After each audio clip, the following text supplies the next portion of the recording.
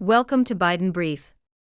The content of the briefing includes: Maryland judge shot to death at his Hagerstown home, police ID person of interest. Detroit synagogue president found murdered outside her home. Biden, U.S. committed to ensuring Gazans have access to water, food. Israel would struggle with a two-front war drawing in U.S. and Iran. The prospects for Joe Biden's package of aid for allies. Maryland judge shot to death at his Hagerstown home, police ID person of interest. Yahoo!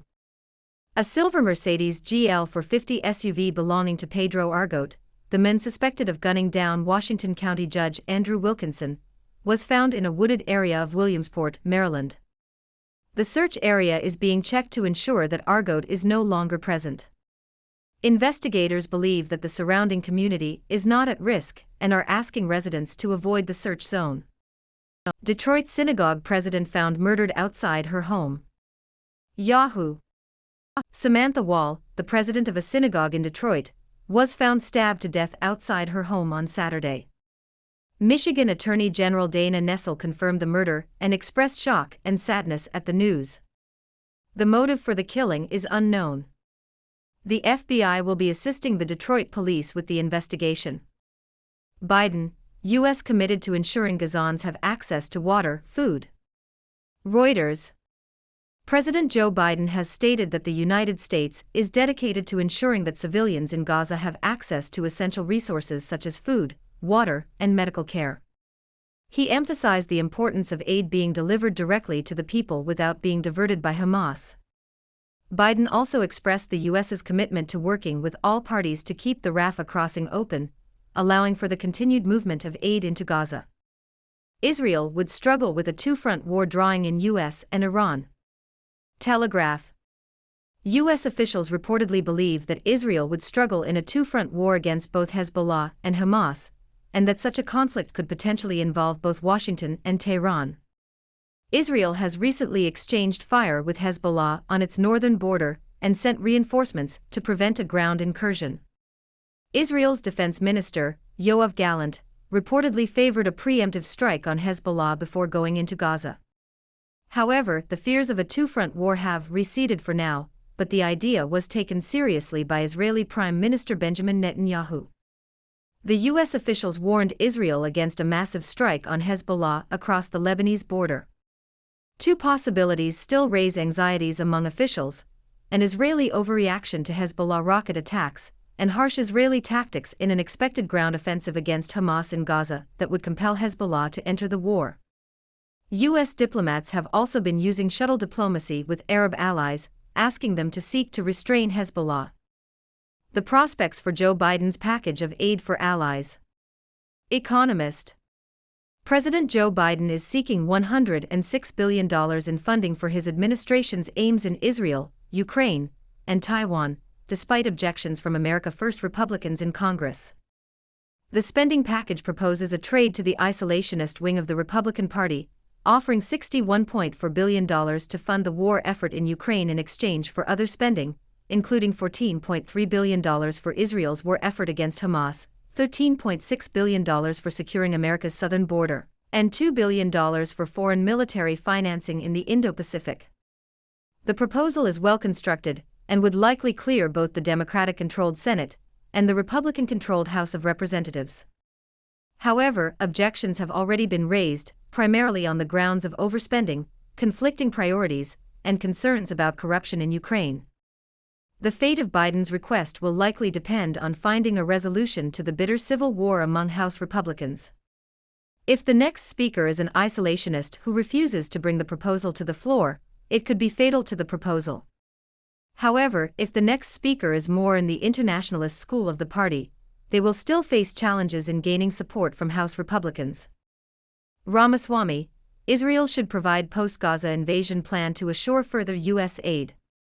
Yahoo! Vivek Ramaswamy, a Republican presidential candidate, has suggested that the U.S. should hold off on sending further military aid to Israel until it clarifies its plan for Gaza. Ramaswamy also voiced his opposition to President Joe Biden's request for $106 billion in funding to support Israel and Ukraine. He argued that the U.S. is already heavily in debt, and that aiding Ukraine could raise the risk of conflict with a nuclear power, while supporting an Israeli ground invasion of Hamas could lead to a wider war in the Middle East. Split screen, Biden speaks to the world, Republicans can't pick a speaker. Washington Post. President Biden's handling of the Israel-Gaza war has demonstrated the value of experience and expertise in times of crisis, according to an op-ed in the Washington Post. The author argues that Biden, a seasoned politician and former chairman of the Senate Foreign Relations Committee, has been able to navigate the conflict and offer frank advice to both Israel and Hamas, while maintaining the support of the United States. Meanwhile, Republicans in the House have been unable to elect a new speaker and have been consumed by internal differences, leaving Congress immobilized. The author suggests that this contrast highlights the inability or unwillingness of Republicans to govern, and has damaged faith in the United States as a stable democracy. The op-ed concludes that Biden's response to the Israel-Gaza war may not change perceptions of a president with low approval ratings, but it does provide a case study in the value of experience, expertise, and preparation when the unexpected happens. UN finds further evidence of Russian war crimes in country. The Guardian. A United Nations investigation has found further evidence of war crimes committed by Russian forces in Ukraine, including rape and the deportation of children to Russia. The report submitted to the UN General Assembly states that Russian authorities have committed willful killing, torture, rape and other sexual violence, and the deportation of children. Russia has repeatedly denied targeting civilians and called Ukrainian allegations of war crimes concocted. The International Criminal Court has previously issued an arrest warrant for Russian President Vladimir Putin for overseeing the abduction of Ukrainian children. Update 1 Insight I am a Zionist, how Joe Biden's lifelong bond with Israel shapes war policy. Yahoo!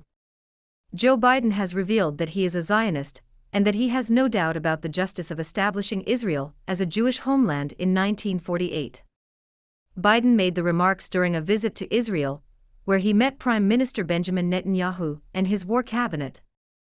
Biden's connection to Israel is deeply ingrained in his political DNA, said Aaron David Miller, a former Middle East negotiator who served 6 secretaries of state in both Democratic and Republican administrations.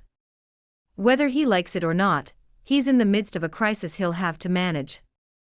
The current crisis in Gaza risks alienating some progressives in Biden's Democratic Party, and is drawing criticism of the U.S. president for not devoting enough attention to the plight of Palestinians. Judith and Natalie Ronan, Hamas frees 2 U.S. hostages. Yahoo! Hamas has released 2 U.S. hostages who were abducted during the Palestinian group's deadly raid on Israel this month. Israel confirmed they had received mother and daughter Judith and Natalie Ronan from Hamas at the Gaza boundary. The pair were freed for humanitarian reasons, Hamas said. U.S. President Joe Biden said he was overjoyed at their release, and confirmed he had spoken with the Ronans on the phone. Ramaswamy, I think it's a mistake to bundle the Israel discussion with the Ukraine discussion. Yahoo! Republican presidential candidate Vivek Ramaswamy said he thinks it's a mistake to liken the Russia-Ukraine war to the war between Israel and Hamas. Why does the U.S. not support a ceasefire in Gaza? Al Jazeera. The article highlights the ongoing conflict between Israel and Palestine, with Israel being accused of killing thousands of Palestinians and causing widespread destruction in Gaza. The United States, under President Joe Biden, is said to be providing additional aid to Israel for its military campaign, despite calls for a ceasefire. The article quotes Daniel Levy, a former advisor to the Israeli government, who states that U.S. support for Israel's actions is leading to disastrous consequences. Mid-East crisis will test whether Biden can make experience an asset. CNN. President Joe Biden's response to the Israel-Hamas conflict could help him address concerns about his age and experience, according to some Democrats. Many Americans believe that Biden's age has diminished his capacity to handle the responsibilities of the presidency. However, the Mideast crisis provides an opportunity for Biden to argue that his age is an asset because it has equipped him with the experience to navigate complex challenges. Critics have often raised objections to Biden's response to the crisis, but it has drawn praise as both resolute and measured from leaders across the ideological spectrum. Biden's experience and ability to work behind the scenes have been highlighted as strengths in his handling of international affairs and passing legislation. However, concerns about Biden's age may persist if voters do not feel that his experience has produced results. To address these concerns, Biden will need to demonstrate his vigor through a rigorous campaign schedule and show that he is up for another 4 years. Additionally, he will need to deliver results in terms of stability in the Middle East. Thawing U.S.-Venezuela relations raise hope for prisoner releases. Wall Street Journal. The U.S. is hoping to secure the release of several Americans who have been wrongfully detained in Venezuela as part of a new diplomatic opening between the Biden administration and the regime of President Nicolas Maduro. The State Department has said it expects the release of some of the Venezuelan political prisoners, as well as some of the 8 Americans currently jailed in the country, by the end of November. Of the 8 Americans, 3 are considered to be wrongfully detained, while the circumstances surrounding the arrests of the other 5 remain unclear. The announcement comes after the U.S. suspended economic sanctions against Venezuela for a 6-month period. The U.S. has previously secured the release of Americans held by Venezuela, including in a 2020 prisoner swap. The detention of Americans by the Venezuelan regime has been a source of tension between the two countries, with the U.S. imposing sanctions on Venezuelan officials and the Venezuelan government using Americans as bargaining chips in negotiations with Washington. Speaker fiasco lays bare ungovernable dysfunction of House Republicans. The Guardian. The Republican Party in the U.S. has been plunged into disarray and dysfunction as it fails to unite around a candidate for Speaker of the House of Representatives. The party has gone an unprecedented amount of time without a speaker, leaving a branch of the U.S. government leaderless at a critical moment in international affairs. Death threats and screaming matches have been reported, and the party appears deeply divided. The latest setback came when right-wing Ohio Congressman Jim Jordan, endorsed by former President Donald Trump, lost a third vote to become Speaker, and was dropped as the Republican nominee. The party is now back to square one, with no clear solution in sight. Critics argue that the chaos presents an opportunity for the Democrats in next year's elections, as it highlights the Republican Party's dysfunction and contrasts it with President Joe Biden's steady leadership. However, the ongoing disarray also threatens the stability of the federal government and its ability to function effectively. The House of Representatives cannot act on important legislation or pass funding to keep the government open while it remains leaderless. Thousands of pro-Palestinian demonstrators march in London as Israel-Hamas war roils the world. Associated Press. Thousands of pro-Palestinian demonstrators took to the streets in London and other cities on Saturday to call for an end to Israel's bombardment of Gaza. Demonstrators waved Palestinian flags and demanded an end to Israel's blockade and airstrikes. British authorities have urged protesters to be mindful of the pain and anxiety felt by the Jewish community. The Israeli-Hamas war has now entered its 3rd week, and protests have been taking place around the world. Violence forced them to flee. Now faith sustains these migrants on their journey to the U.S. Associated Press. Many migrants who have fled violence, extortion, and threats by organized crime in Mexico have turned to faith to help them cope with their difficult circumstances. For example, Erica Hernandez prayed for her son's safety and escape from a drug cartel, and Mariana Flores fled Guerrero after her husband was kidnapped.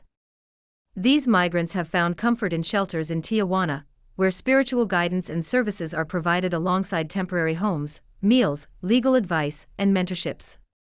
These religious experiences and the faith of migrants can be incredibly powerful and transformative, giving them hope in their journey to the United States. Biden is dangling border security money to try to get billions more for Israel and Ukraine. Associated Press. U.S. President Joe Biden has included funding for securing the U.S.-Mexico border in a $106 billion spending package sent to Congress last week, in an attempt to win over Republicans. The move comes after Republicans removed funding for Ukraine from a stopgap bill to keep the U.S. government running due to criticism of its financing of the war effort.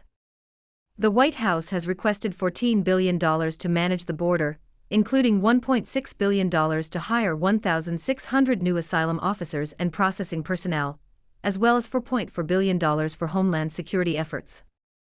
The request also includes $1.3 billion for regional migration centers outside the U.S., aimed at encouraging would-be migrants to apply for asylum before crossing the deadly Darien Gap.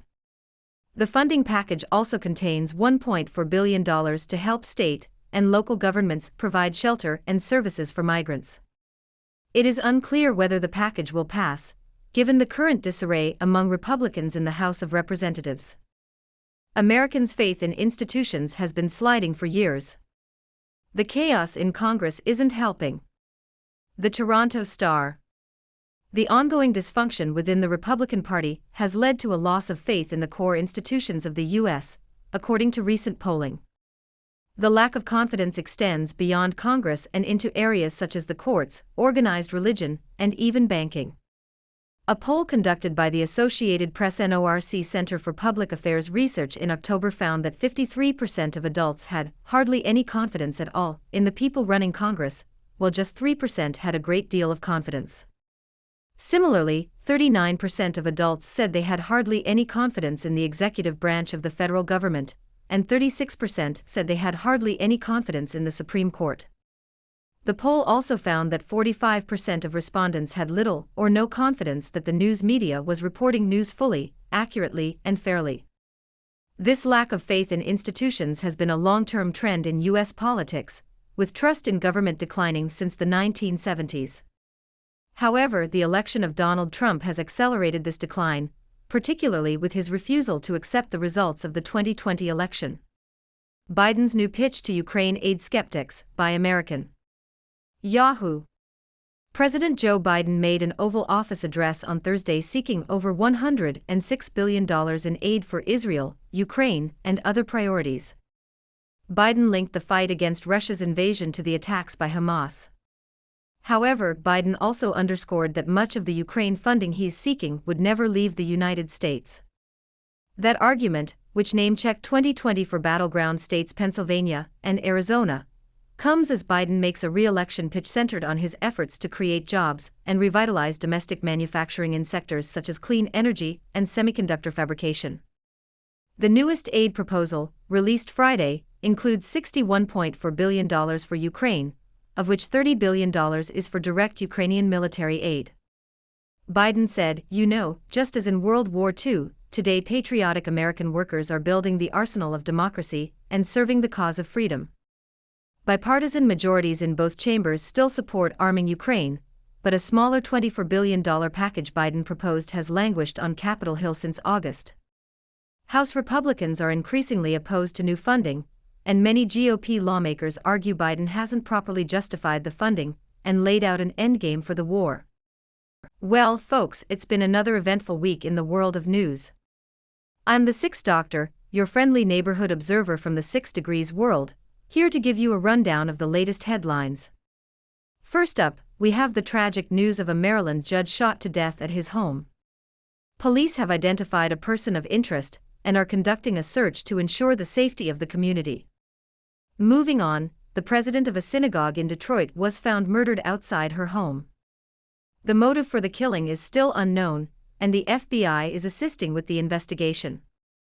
In international news, President Biden has expressed the U.S.'s commitment to ensuring Gazans have access to essential resources. He emphasized the importance of aid being delivered directly to the people without being diverted by Hamas. Meanwhile, U.S. officials reportedly believe that Israel would struggle in a two-front war against Hezbollah and Hamas. The idea of such a conflict involving both Washington and Tehran has been taken seriously by Israeli Prime Minister Benjamin Netanyahu. Speaking of President Biden, he's seeking $106 billion in funding for his administration's aims in Israel, Ukraine, and Taiwan. However, objections have already been raised, primarily on the grounds of overspending and conflicting priorities. Republican presidential candidate Vivek Ramaswamy has suggested that the U.S. should hold off on sending further military aid to Israel until it clarifies its plan for Gaza. In other news, the chaos within the Republican Party continues, with the party unable to elect a new Speaker for the House of Representatives. This ongoing disarray threatens the stability of the federal government and its ability to function effectively. On the international stage, thousands of pro-Palestinian demonstrators have taken to the streets in London and other cities to call for an end to Israel's bombardment of Gaza. Meanwhile, the U.S. is hoping to secure the release of several Americans who have been wrongfully detained in Venezuela, as part of a new diplomatic opening. Finally, it seems that faith is playing a significant role in the lives of migrants fleeing violence in Mexico. Many have turned to spirituality to help them cope with their difficult circumstances. And speaking of faith, President Biden has revealed that he is a Zionist, and has no doubt about the justice of establishing Israel as a Jewish homeland. Well, there you have it, folks. Another week of news in the books. As always, I'm eager to hear your thoughts and opinions. What do you make of these headlines? Do you have any burning questions? Let's keep the conversation going. Thank you for tuning in. The content above showcases the latest briefing reports and analytical synopses, thoughtfully curated by the 6Do team. These insights stem from a wide array of reputable media outlets, think tanks, government sources, and specialized experts worldwide. We encourage you to explore these sources for a comprehensive perspective. Keep in mind that while the content may not always align with the official standpoint of 6Do Brief, it's not meant to be taken as absolute directives for decision-making. Comprising seasoned media professionals, learned scholars, and accomplished scientists, the 6Do team embodies a trailblazing, fully independent media entity. To customize 6Do Brief to meet your professional needs, you have the option to subscribe to a diverse array of briefings on our website, 6dobrief.com. Regardless of your location, you can conveniently receive 6Do Brief via email.